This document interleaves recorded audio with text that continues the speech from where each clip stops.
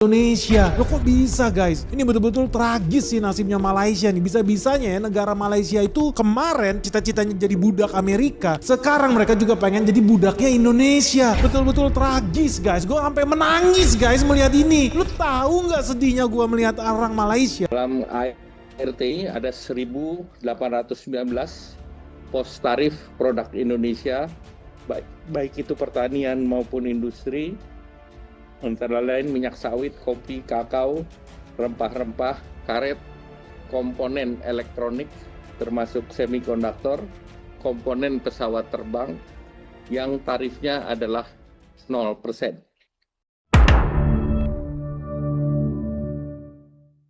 Guys, Malaysia jatuh miskin gara-gara Indonesia, teman-teman. Satu kebijakan, satu kesepakatan ini membuat ekonomi Malaysia ambruk total. Ya, teman-teman, di Amerika kemarin Pak Prabowo telah menandatangani kerjasama dengan AS, di mana salah satunya adalah tarif 0% untuk komoditas unggulan seperti CPO atau minyak kelapa sawit dan juga kopi.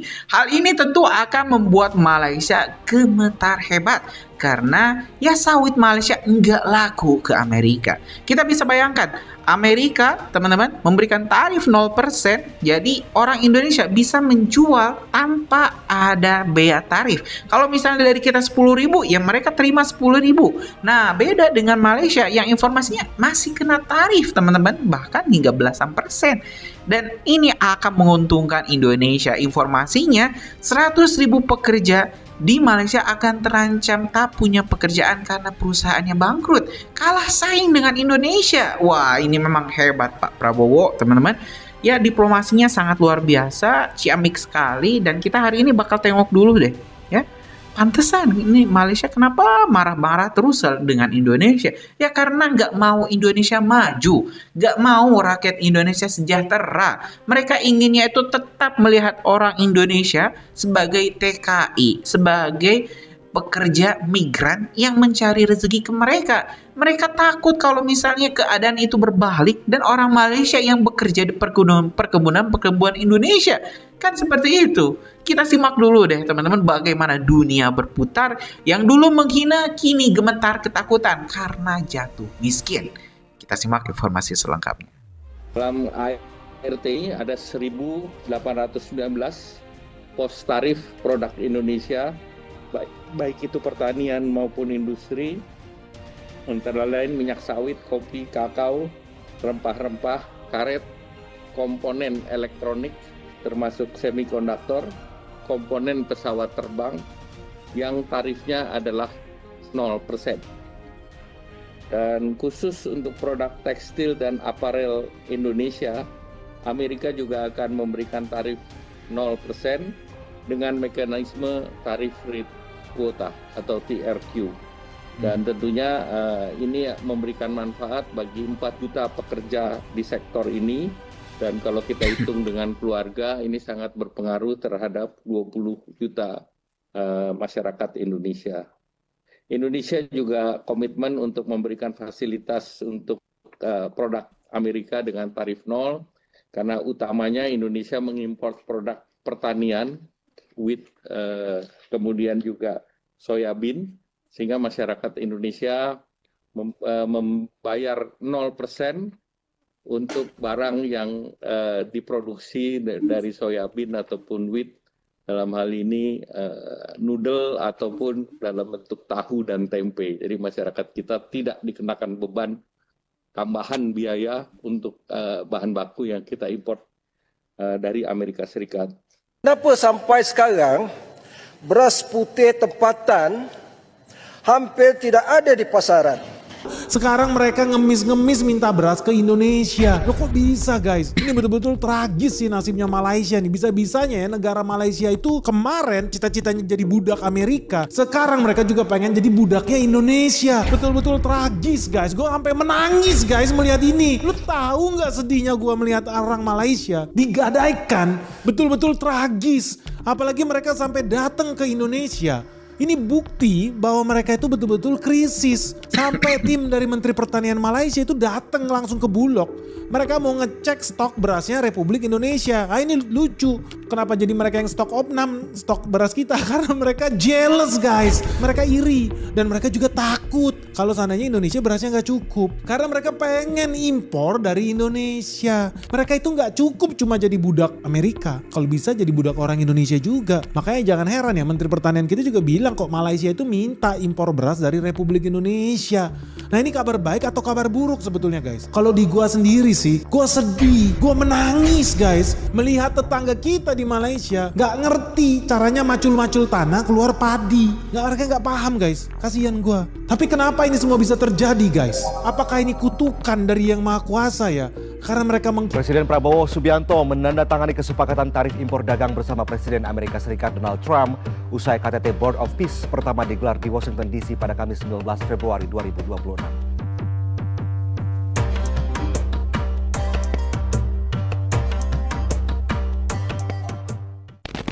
DPR Malaysia ngamuk, Indonesia menang tarif 0%, investor ramai pindah ke RI.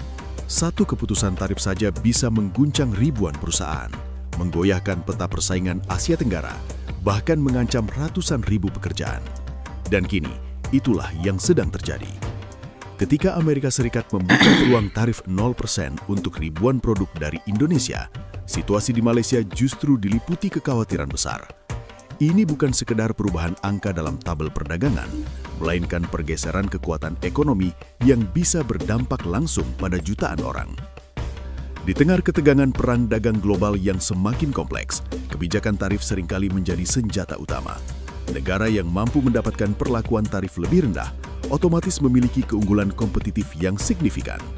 Dalam dunia bisnis internasional, selisih harga sekecil apapun dapat menentukan siapa yang memenangkan kontrak bernilai miliaran dolar. Dan kali ini, Indonesia berada di posisi yang sangat menguntungkan. Kekhawatiran di Malaysia bukan tanpa alasan.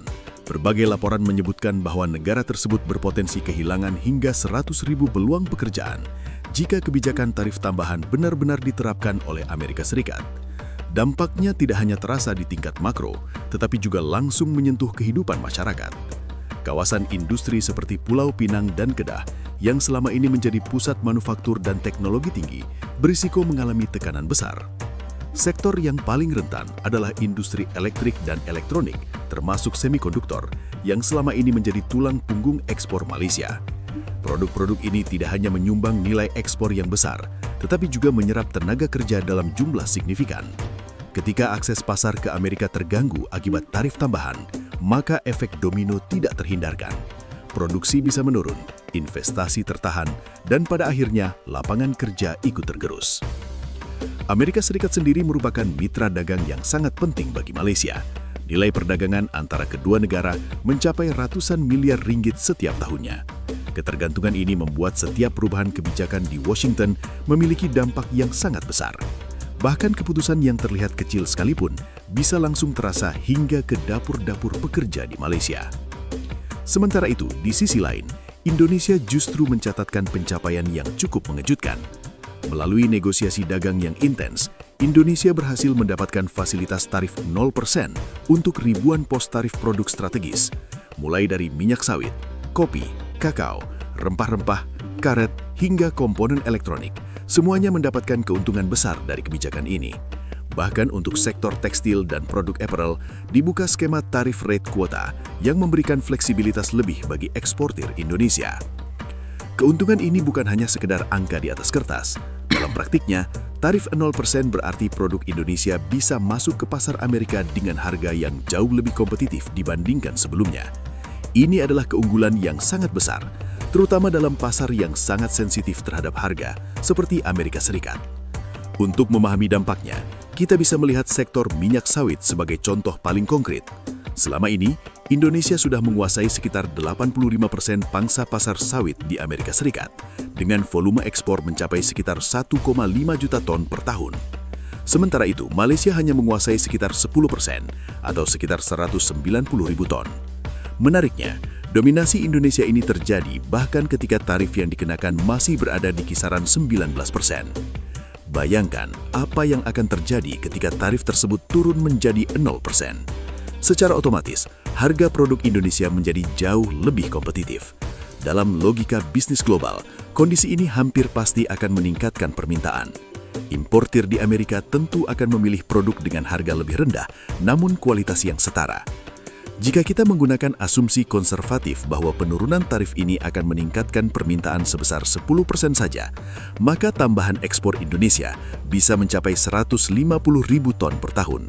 Dengan harga rata-rata sekitar 7 juta rupiah per ton, potensi tambahan devisa bisa mencapai sekitar 2,6 triliun rupiah per tahun. Dan ini hanya dari satu komoditas saja. Jika dihitung dari seluruh produk yang mendapatkan fasilitas tarif 0%, angkanya tentu akan jauh lebih besar. Namun dampak dari kebijakan ini tidak berhenti pada peningkatan ekspor. Efek yang lebih besar justru datang dari perubahan perilaku investor. Dalam dunia bisnis global, investor selalu mencari lokasi produksi yang paling efisien dan menguntungkan. Jika biaya produksi di dua negara relatif sama, maka faktor akses pasar menjadi penentu utama. Dalam konteks ini, Indonesia memiliki keunggulan yang sangat jelas. Dengan tarif 0% ke pasar Amerika, produk yang dihasilkan di Indonesia akan memiliki biaya masuk yang lebih rendah dibandingkan produk dari Malaysia. Hal ini membuat Indonesia menjadi pilihan yang lebih menarik bagi investor yang ingin menargetkan pasar Amerika. Akibatnya, bukan tidak mungkin akan terjadi pergeseran investasi dari Malaysia ke Indonesia. Pabrik-pabrik baru bisa dibangun di Indonesia, sementara ekspansi di Malaysia bisa tertahan atau bahkan dipindahkan. Ini adalah konsekuensi logis dari dinamika pasar global yang sangat kompetitif. Di sisi lain, Malaysia menghadapi dilema yang tidak mudah. Sebagai salah satu ekonomi terbesar di Asia Tenggara, Malaysia memiliki fondasi industri yang kuat dan jaringan perdagangan global yang luas. Namun, ketergantungan yang tinggi terhadap pasar Amerika membuat posisi mereka menjadi rentan terhadap perubahan kebijakan. Pemerintah Malaysia harus berhati-hati dalam mengambil langkah. Di satu sisi, mereka perlu menjaga hubungan baik dengan Amerika Serikat sebagai mitra dagang dan investor utama. Di sisi lain, mereka juga harus melindungi industri dalam negeri dari dampak negatif kebijakan tarif. Setiap keputusan yang diambil harus mempertimbangkan berbagai faktor, mulai dari ekonomi hingga politik. Kekhawatiran terbesar saat ini tertuju pada sektor semikonduktor. Meskipun saat ini produk tersebut masih mendapatkan pengecualian dari tarif tambahan, statusnya sedang dalam peninjauan berdasarkan kebijakan Section 232 Trade Expansion Act 1962. Aturan ini memberikan kewenangan kepada pemerintah Amerika Serikat untuk mengenakan tarif tambahan atas dasar keamanan nasional. Jika kebijakan ini benar-benar diterapkan, maka dampaknya bisa sangat luas. Industri semikonduktor Malaysia yang selama ini menjadi salah satu yang terbesar di kawasan bisa mengalami tekanan besar. Kawasan seperti Pulau Pinang dan Kedah yang menjadi pusat industri ini akan menjadi yang paling terdampak. Situasi ini menunjukkan bahwa persaingan dalam perdagangan internasional tidak hanya ditentukan oleh harga dan kualitas, tetapi juga oleh faktor politik dan Jadi teman-teman resmi ya, kemarin kan Prabowo pergi tuh sama timnya ke Amerika Serikat buat negosiasi tarif. Mereka mau tanda tangan perjanjian dagang antara Indonesia Amerika Serikat yang kemarin itu tarifnya 0% dan 19%. Artinya barang Amerika Serikat kalau masuk ke Indonesia 0%, kalau barang Indonesia masuk Amerika Serikat tarifnya 19%. Nah saat itu banyak orang bilang Indonesia rugi, bahkan LSM, S3, profesor, cap kaki 5 tentunya yang bilang Indonesia dirugikan. Gua satu-satunya yang bilang Indonesia diuntungkan. Dan terbukti, ternyata Indonesia diuntungkan bukan 1-2 triliun, tapi ratusan triliun kita bisa menang. Nah, pertanyaannya, sekarang kita dapat good news apa nih dari si Prabowo nih? Dia berhasil apa enggak sih negosiasi tarif dengan Amerika Serikat? Ternyata berita besarnya guys, ini kita betul-betul harus bangga sih sama Presiden Prabowo, berhasil meluluhkan hatinya Donald Trump, berhasil mendapatkan good deal dari Amerika Serikat. Jadi udah resmi nih guys, pertanggal 20 Februari 2020 waktu Indonesia resmi, Indonesia mendapatkan tarif 0% buat barang-barang komoditas unggulan kita. Ada apa di situ? Ada sawit, kopi, kakao, rempah-rempah, dan masih banyak lagi guys, termasuk industri yang penting sebetulnya buat mayoritas orang banyak, seperti tekstil, aparel, karet, komponen elektronik, semiconductor termasuk komponen pesawat terbang. Jadi ada banyak banget sih komponen, ada ribuan sebetulnya komoditas kita, barang-barang ekspor made in Indonesia yang sekarang tarifnya turun dari 19% ke 0%. Gila, ini sih hebat banget. Jujur guys, gue salut. Gue padahal dari kemarin gue curiga, jangan-jangan Indonesia dikadalin. Ternyata enggak guys, Indonesia malah justru menang besar. Lu bayangin aja kemarin ketika tarif kita 19% aja, Indonesia resmi surplus dagang dengan Amerika Serikat. Nilainya 600 triliun guys, alias Indonesia cuan gede, hampir 700 triliun dengan dagang ke Amerika Serikat. Ya wajar aja lah, kita bisa cuan besar ya. Orang bikinnya pakai rupiah, jualnya dalam dolar guys.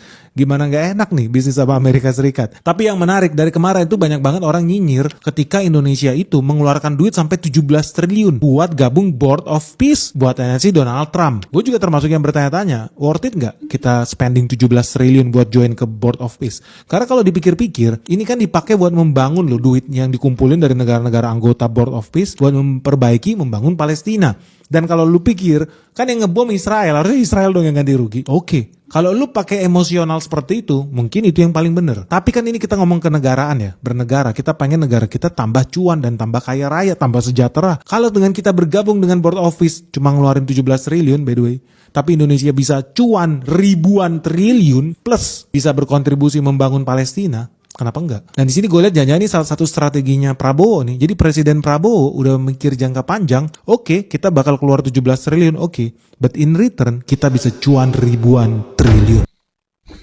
Ya, teman-teman, barusan sudah kita simak informasi demi informasi di mana ya Malaysia saat ini sedang ketar-ketir karena Indonesia baru saja mendatangani sebuah perjanjian yang saya rasa ini adalah good deal.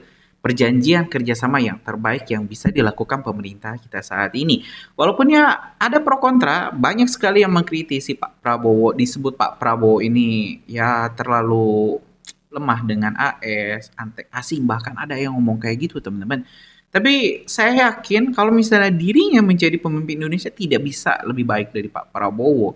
Kita tentu harus mengedepankan kepentingan negara kita dulu daripada ya negara-negara lain. Kita harus mengamankan dulu bangsa kita, rakyat kita harus makan dulu, harus sekolah dulu ya, baru kita bisa membantu yang lain. Kan kalau misalnya kita hanya fokus untuk membantu yang lain sedangkan diri kita sendiri lemah, kan nanti jadi masalah juga, disebut wah kita nolongin bangsa lain tapi rakyatnya masih miskin, masih nggak bisa makan, itu jadi kritik lagi. Ini salah, itu salah. Lalu maunya apa? Saat Pak Prabowo mencari keputusan yang paling baik untuk bangsa, masih dikritik. Saat Pak Prabowo misalnya anti Amerika, dikritik juga. Wah, memang nggak bener lah.